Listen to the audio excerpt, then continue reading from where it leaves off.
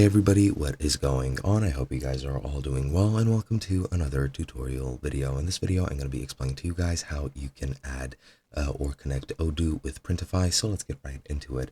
Now, at the current moment, there are no official supports or no official connections or modules which you can use to connect those two together. Now, you can use Printify's API capabilities and develop your own module for Odoo, which you can then put up in the apps section and people will be able to use it. However, I don't really know how to develop any modules for Odoo, so I won't be explaining anything to you guys, simply so that I don't confuse you. However, what you can also use, you can use a third-party connector such as Analyzer, and you can very easily use this to connect the two, which is pretty much it's no code, so you can very easily just drag and drop everything, and you put in a trigger where when something is ordered on Odoo, you get an order added to Printify directly without any intervention, and it's pretty much just an automation method, which is actually really useful in case you're trying to get into print-on-demand things, and if you're trying to connect